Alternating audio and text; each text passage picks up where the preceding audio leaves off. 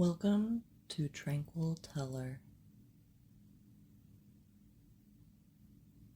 This is a reading of Grimm's fairy tales, written by Jacob Grimm and Wilhelm Grimm.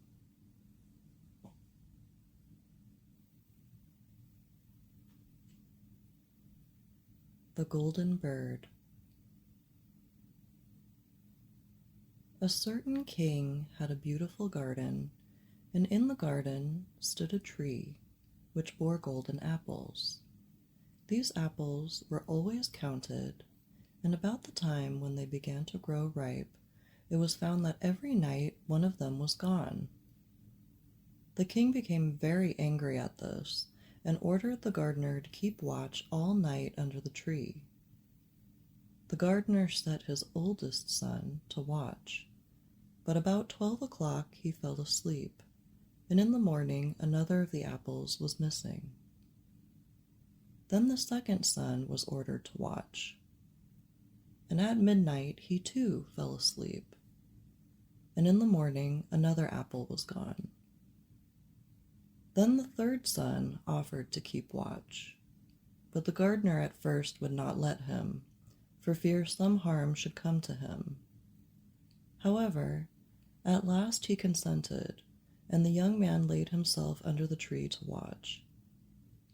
As the clock struck 12, he heard a rustling noise in the air, and a bird came flying that was of pure gold, and as it was snapping at one of the apples with its beak, the gardener's son jumped up and shot an arrow at it.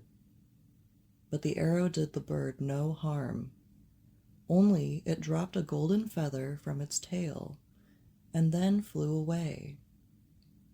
The golden feather was brought to the king in the morning, and all the council was called together.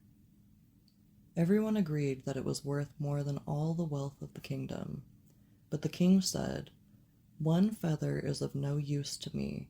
I must have the whole bird."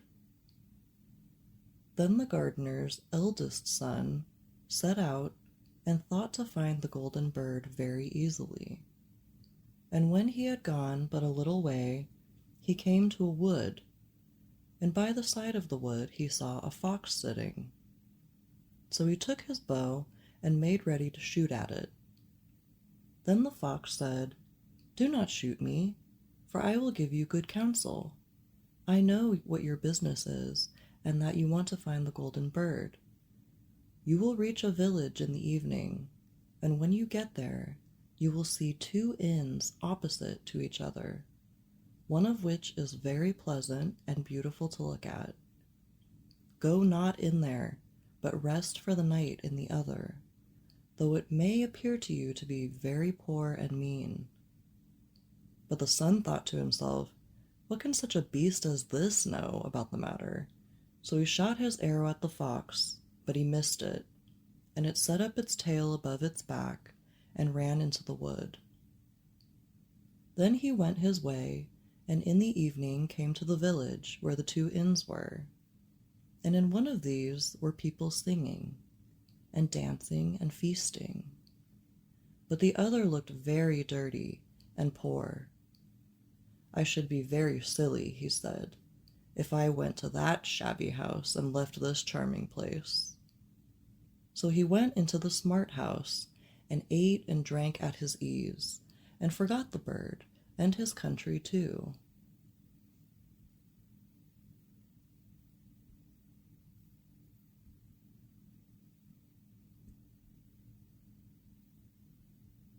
Time passed on, and as the eldest son did not come back, and no tidings were heard of him, the second son set out, and the same thing happened to him.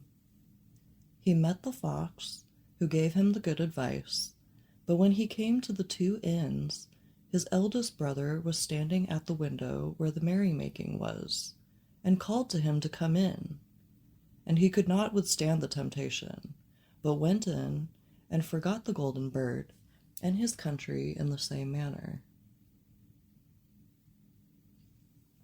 Time passed on again, and the youngest son too wished to set out into the wide world to seek for the golden bird. But his father would not listen to it for a long while, for he was very fond of his son, and was afraid that some ill luck might happen to him also, and prevent his coming back.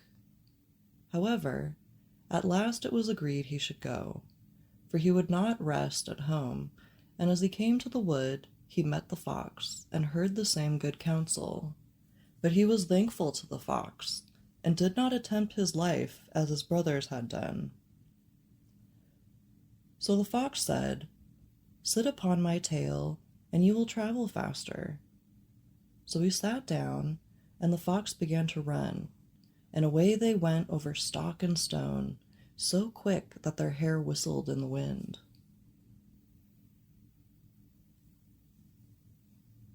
When they came to the village, the son followed the fox's counsel, and without looking about him went to the shabby inn and rested there all night at his ease. In the morning came the fox again, and met him as he was beginning his journey, and said, "Go straight forward till you come to a castle, before which lie a whole troop of soldiers fast asleep and snoring. Take no notice of them, but go into the castle and pass on till you come to a room where the golden bird sits in a wooden cage. Close by it stands a beautiful golden cage, but do not try to take the bird out of the shabby cage and put it into the handsome one, otherwise you will repent it." Then the fox stretched out his tail again, and the young man sat himself down, and away they went over stock and stone till their hair whistled in the wind. Before the castle gate all was as the fox had said.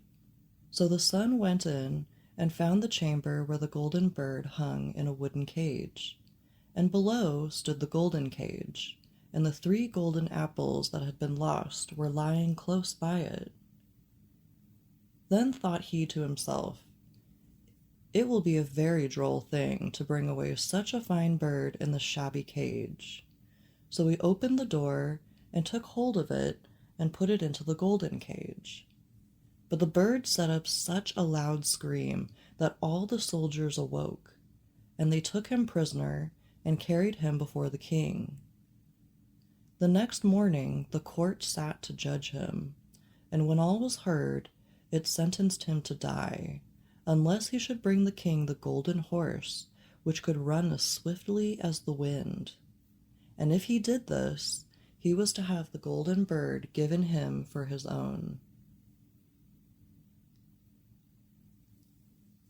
So he set out once more on his journey, sighing and in great despair, when on a sudden his friend the fox met him, and said, "You see now what has happened on account of your not listening to my counsel. I will still, however, tell you how to find the golden horse, if you will do as I bid you. You must go straight on till you come to the castle where the horse stands in his stall. By his side will lie the groom, fast asleep and snoring.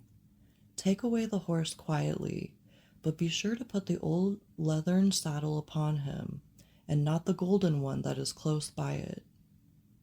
Then the son sat down on the fox's tail, and away they went over stock and stone till their hair whistled in the wind. All went right, and the groom lay snoring with his hand upon the golden saddle. But when the son looked at the horse, he thought it a great pity to put the leathern saddle upon it. "I will give him the good one," said he. "I am sure he deserves it." As he took up the golden saddle, the groom awoke and cried out so loud that all the guards ran in and took him prisoner, and in the morning he was again brought before the court to be judged, and was sentenced to die. But it was agreed that, if he could bring thither the beautiful princess, he should live, and have the bird and the horse given him for his own.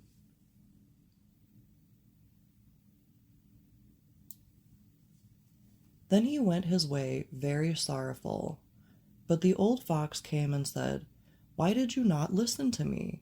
If you had, you would have carried away both the bird and the horse. Yet will I once more give you counsel. Go straight on, and in the evening you will arrive at a castle. At 12 o'clock at night, the princess goes to the bathing house.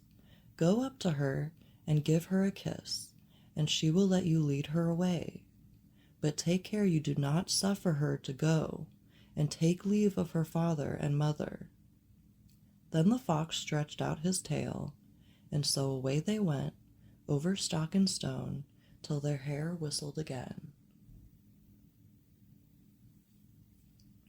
As they came to the castle, all was as the fox had said, and at 12 o'clock the young man met the princess going to the bath, and gave her the kiss, and she agreed to run away with him, but begged with many tears that he would let her take leave of her father.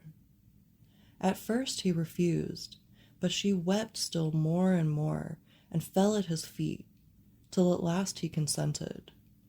But the moment she came to her father's house, the guards awoke, and he was taken prisoner again.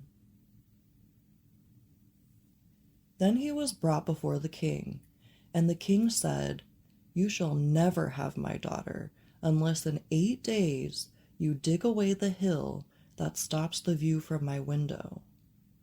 Now this hill was so big that the whole world could not take it away. And when he had worked for 7 days, and had done very little, the fox came and said, "Lie down and go to sleep. I will work for you."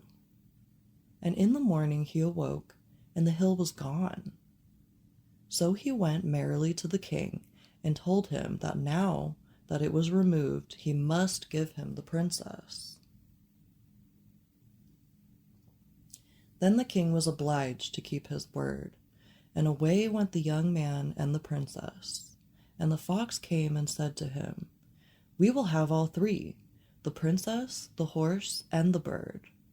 "Ah," said the young man, "that would be a great thing, but how can you contrive it?" "If you will only listen," said the fox, "it can be done. When you come to the king, and he asks for the beautiful princess, you must say, 'Here she is.' Then he will be very joyful, and you will mount the golden horse that they are to give you, and put out your hand to take leave of them. But shake hands with the princess last. Then lift her quickly onto the horse behind you, clap your spurs to his side, and gallop away as fast as you can." All went right. Then the fox said, "When you come to the castle where the bird is, I will stay with the princess at the door, and you will ride in and speak to the king. And when he sees that it is the right horse, he will bring out the bird, but you must sit still and say that you want to look at it, to see whether it is the true golden bird, and when you get it into your hand, ride away." This too happened as the fox said. They carried off the bird, the princess mounted again, and they rode on to a great wood. Then the fox came and said, "Pray kill me, and cut off my head and my feet." But the young man refused to do it. So the fox said, "I will at any rate give you good counsel. Beware of 2 things. Ransom no one from the gallows, and sit down by the side of no river." Then away he went. "Well," thought the young man, "it is no hard matter to keep that advice." He rode on with the princess, till at last he came to the village where he had left his 2 brothers. And there he heard a great noise and uproar. And when he asked what was the matter, the people said, "2 men are going to be hanged." As he came nearer, he saw that the 2 men were his brothers, who had turned robbers. So he said, "Cannot they in any way be saved?" But the people said no, unless he would bestow all his money upon the rascals and buy their liberty. Then he did not stay to think about the matter, but paid what was asked, and his brothers were given up and went on with him towards their home. And as they came to the wood where the fox first met them, it was so cool and pleasant that the two brothers said, "Let us sit down by the side of the river and rest a while to eat and drink." So he said, "Yes," and forgot the fox's counsel, and sat down on the side of the river. And while he suspected nothing, they came behind and threw him down on the bank, and took the princess, the horse, and the bird, and went home to the king, their master, and said, "All this have we won by our labor." Then there was great rejoicing made, but the horse would not eat, the bird would not sing, and the princess wept. The youngest son fell to the bottom of the river's bed. Luckily it was nearly dry, but his bones were almost broken, and the bank was so steep that he could find no way to get out. Then the old fox came once more and scolded him for not following his advice, otherwise no evil would have befallen him. "Yet," said he, "I cannot leave you here, so lay hold of my tail and hold fast." Then he pulled him out of the river and said to him as he got upon the bank, "Your brothers have set watch to kill you, if they find you in the kingdom." So he dressed himself as a poor man, and came secretly to the king's court, and was scarcely within the doors when the horse began to eat, and the bird to sing, and the princess left off weeping. Then he went to the king, and told him all his brother's roguery, and they were seized and punished, and he had the princess given to him again, and after the king's death he was heir to his kingdom. A long while after, he went to walk one day in the wood, and the old fox met him, and besought him with tears in his eyes to kill him, and cut off his head and feet.